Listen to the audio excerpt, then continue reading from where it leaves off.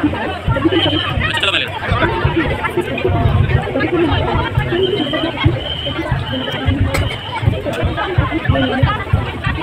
বন্ধুরা, good morning. কেমন আছো তোমরা সবাই? আশা করি তোমরা সবাই খুব ভালো আছো। আমি শাশ্বতী, তোমাদের সবাইকে আমার ব্লগে স্বাগত। তো আজকে হচ্ছে কত তারিখ ভুলে গেছি, শনিবার। তো আজকে আমি যাচ্ছি হচ্ছে একটা জায়গা। সেই জায়গা কোথায় সেটা তোমাদের সবার সাথে শেয়ার করছি। আজকে অভিষেকের মাসিরা এসছে, ওদের সবার সাথেই। তো চলো, যেখানে যাচ্ছি সেখানে গিয়ে তারপর তোমাদের সবার সাথে কথা হবে। তো দেখো বন্ধুরা, এই জায়গাটা থেকে তোমরা কেউ কি চিনতে পারছো এটা কোন জায়গা? হ্যাঁ, এটা হচ্ছে লাহিড়ী বাবার আশ্রম। এটা ব্যান্ডেল থেকে যেতে পারো তোমরা। তো এখানে দেখো প্রচুর বড় পার্কিং এরিয়া আছে। তো আমরা সবাই মিলে গেছিলাম, অভিষেকের মা, অভিষেক, আমি, অভিষেকের মাসি, দাদা, বৌদি আর বাচ্চাটা সবাই মিলে। তো এখানে দেখো প্রচুর বড় গ্যারেজ আছে, এখানে তোমরা গাড়ি পার্কিং করতে পারবে। এখানে পাশাপাশি প্রচুর দোকান আছে। আর এই মন্দিরটা ঢুকতে গেলেই দেখবে তোমরা আধারালয় বলে বড় একটা জায়গা লেখা আছে, সেখান দিয়ে তোমরা মন্দিরে ঢুকতে পারো। আর লাহিড়ী বাবা আশ্রমে যাওয়ার যে রুট সেটা আমি বলে দিচ্ছি। দেখো আধারালা লেখা আছে, সেটা হচ্ছে তোমরা নৈহাটি, শিয়ালদা থেকে যে কোনো ট্রেনে নৈহাটি আসতে পারো, তারপরে ব্যান্ডেল বা হাওড়া থেকে যে কোনো ট্রেনে ব্যান্ডেল আসবে। ব্যান্ডেল থেকে বেরিয়ে তোমরা বলবে লাহিড়ী বাবার আশ্রম, তাহলেই তোমরা চলে যেতে পারবে এখানে। আর এই মন্দিরটা বিকেলবেলা 3:30-র সময় খুলে, তারপর অনেকক্ষণই খোলা থাকে। আর সকালবেলা যতদূর সম্ভব 1টা কি 1:30টার সময় বন্ধ হয়ে যায়। আর এই মন্দিরে এমনিতে তোমরা হুগলিঘাট স্টেশনে নামতে পারো, ব্যান্ডেল টু হুগলিঘাট। সেখানে নেমে তোমরা ব্যান্ডেল চার্চ, ইমামবাড়া, হংসেশ্বরী মন্দির আর লাহিড়ী বাবা 4টে একসাথেও তোমরা দেখতে পারো। আচ্ছা, এখানে প্রচুর গোলাপ ফুলের এরকম গাছ আছে। আর এখানে যদি তোমরা ভোগ খেতে চাও, ভোগও খেতে পারো। সেটা অন্নপ্রসাদ বোধহয় 80 টাকা করে লাগে, 80 টাকা করে দিলে অন্নপ্রসাদ খাওয়া যায়।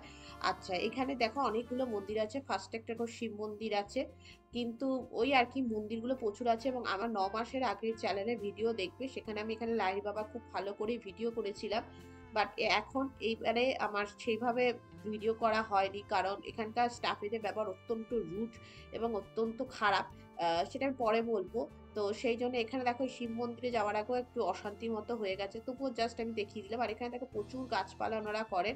দেখো এরকম ভাবে ওরা সিকিউরিটি রেখেছে, আর সিকিউরিটিরা এরকম ভীষণ তো রুড ভাবে আর কি এদিকে সরুন এদিকে সরুন করে ব্যবহার করছে।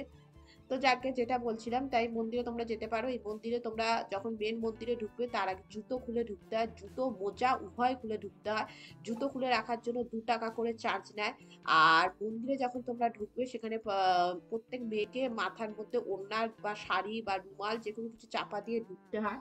আর ছেলেদেরকে কিছু চাপা দিয়ে ঢুকতে হয় না। আর মন্দিরে ঢোকার সময় জল রাখা আছে, সেই জলে পা ডুবিয়ে তোমরা মন্দিরে ঢুকতে পারবে। আর বেরোনোর সময় সেই জলে পা ডুবিয়ে আর কি বেরোতে হয়। আর মন্দিরের ভেতরে ক্যামেরা অ্যালাউ নয়। শুধু মন্দিরের ভেতরে বলছি কেন, মন্দিরের গেটে মানে মেন গেটের অনেক আগেই ক্যামেরা বন্ধ করে ভীষণ চিৎকার শুরু করেছে, এটাতে হাত দেবেন না, ওটাতে হাত দেবেন না, সেটাতে হাত দেবেন না। বিশাল চিৎকার করছে, অশান্তি করছে, মানে মানে মানুষের সাথে প্রচন্ড ফালতু ওনারা ব্যবহার করছেন, যেটা আমি আশা করি না। যাকে এইদিকে যে জায়গাগুলো দেখছি এখানে সেবায়েতরা থাকেন। আর এই মন্দিরটা এখন ওরা নতুন ভাবে আর কি তৈরি করেছেন, যেটা আগেও ছিল।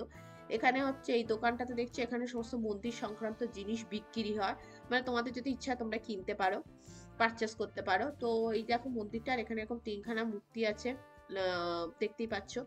তো যেহেতু আমার ভিডিও করা মুডটা একেবারেই বলতে পারো চলে গেছে, এই দেখো গেটে আগে এটা ঢোকার সময় করেছিলাম, কারণ এত খারাপ ওনারা ব্যবহার করেছেন যে মন্দিরে ভিডিও করার ব্যাপারে আমি মানে ভালো লাগছেই না।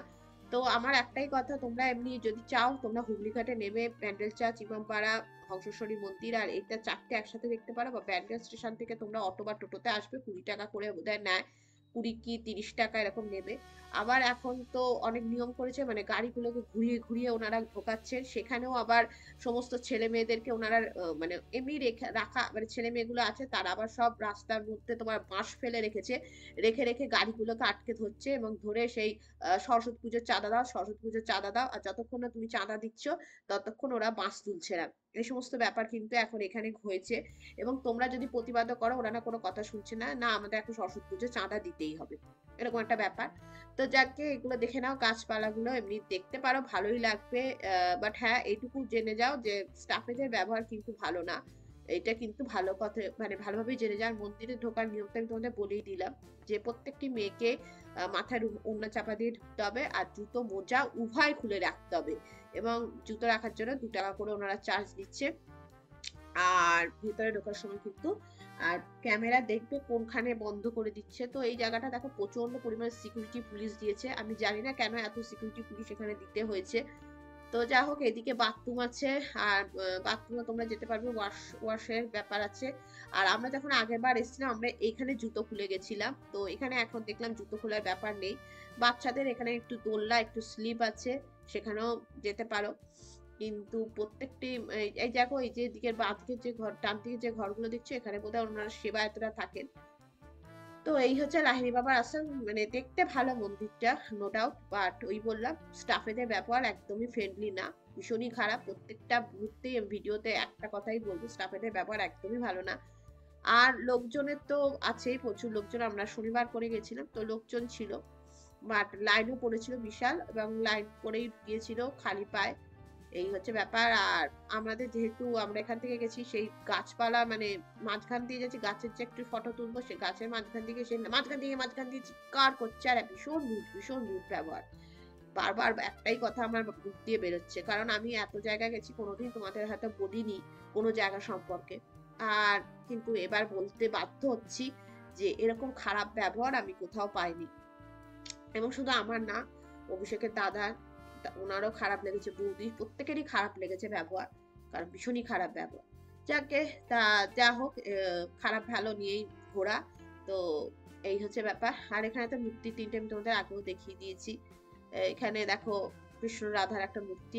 এই বিল্ডিংটা আগে যারা এসেছো তারা দেখতে পাবে না, বাট এখন এটা নতুন করেছে, 9 মাস আগে হয়েছিল। বললামই এখানে সমস্ত কিছু জিনিসপত্র বিক্রি টিক্রি হয়, তো আসতে পারো, দেখতে পারো। আর এখানে বোধহয় এমনি একটা বড় মাঠের মতো জায়গা আছে। মন্দিরটা যেহেতু আমরা গেছিলাম তখন 3টে বাজেনি, 3:30টার সময় খুলবে।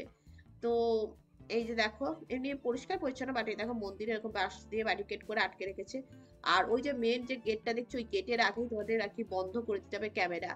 আর এটা দেখো ক্রিসমাস উপলক্ষে এখানটাতে কয়েকটা ছোট ছোট মেলা বসেছে, যেখানে আমরা ধোসা খেয়েছিলাম 50 টাকা করে। আর এখানে সমস্ত খাবার নিরামিষ, কোনো কিছু আমিষের ব্যাপার নেই। তো এখানে ক্রিসমাস ট্রি থেকে শুরু করে সবকিছুই আছে। এখানে খুব সুন্দর ফুল দিয়ে এরকম সাজিয়েছে। জায়গাটা অনেকটা জায়গা, বিশাল জায়গা, বাট এই জায়গাটাকে বলা হয়, যতদূর আমি শুনেছি, ব্যান্ডেল ঠিক না, এটাকে পোলবা বলা হয়। পোলবা জায়গায় লাহিড়ী বাবার আশ্রমটি অবস্থিত। তোমরা আসতে পারো, দেখতে পারো।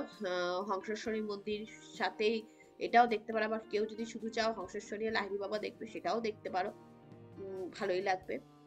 তো এই হচ্ছে কথা। আর কিছু বলার নেই, মানে বুঝতেই পারছো আমার ভিডিওটা দিয়েছি তোমাদের জন্য নিশ্চয়ই, কিন্তু ওই আর কি মনের থেকে একটুখানি আর কি খারাপ তো লাগছে। যাকে সেসব ছাড়ো। তা দেখো এখানে দেখো খুব সুন্দর বেশ সাজিয়েছে, ডেকোরেশনটা বেশ ভালোই করেছে।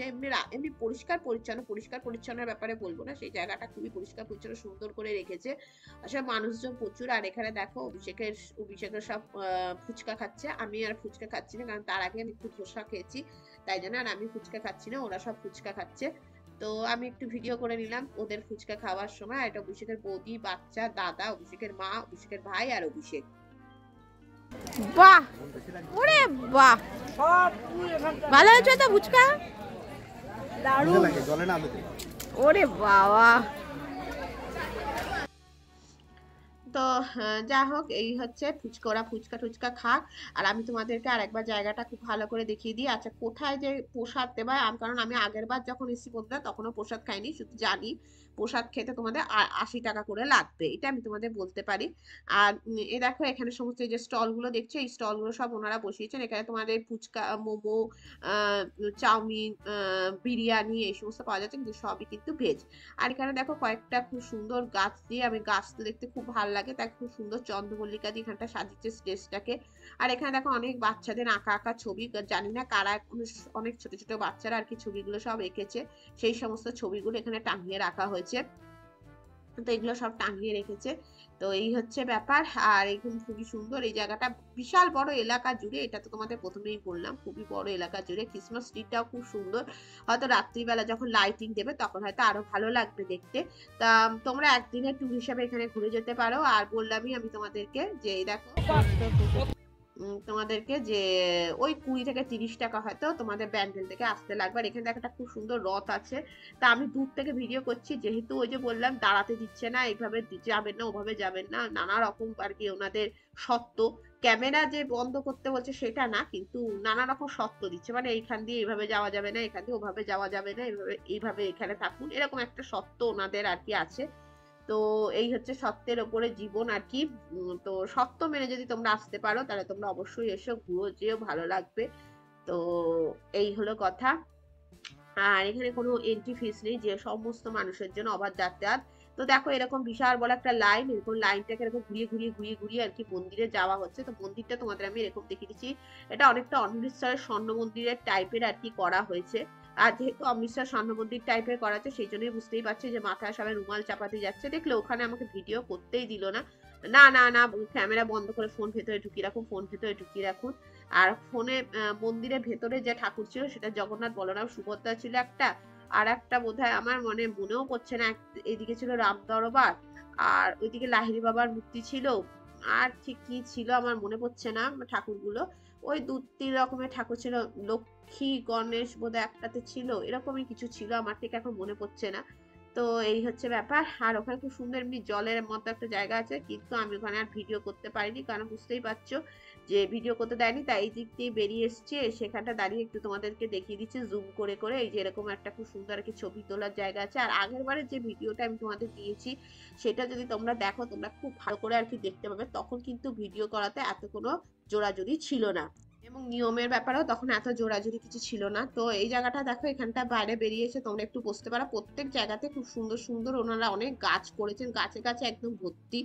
তো আর এই জায়গাটা হচ্ছে তোমার যেখানটা আর কি মন্দিরটি অবস্থিত, সেই জায়গাটা একটুখানি গ্রাম্য পরিবেশে অবস্থিত, সেই জন্য তোমরা যদি গ্রাম্য পরিবেশে দেখতে মন্দিরটা খুবই ভালো লাগবে, এটাই তোমাদের বললাম। আর একবার চলো আমি একটু ভেতর থেকে ভিডিও একটুখানি করতে পেরেছি, সেটাও তোমাদের সাথে শেয়ার করে দিচ্ছি। এই দেখো, প্রথমে তো এখান থেকে করছিলাম, তারপরে সবাই বললো না একটু ভেতর থেকে গিয়ে করতে পারো, তারপরে আমি একটুখানি আর কি ভেতরে গিয়ে তোমাদের দেখিয়ে দিচ্ছি। দেখো ভেতর থেকে দেখিয়ে দিচ্ছি মন্দিরটা, যতটা আর কি আমি পেরেছি ততটাই তোমাদের সাথে শেয়ার করে দিলাম। কেমন লাগলো অবশ্যই জানিও।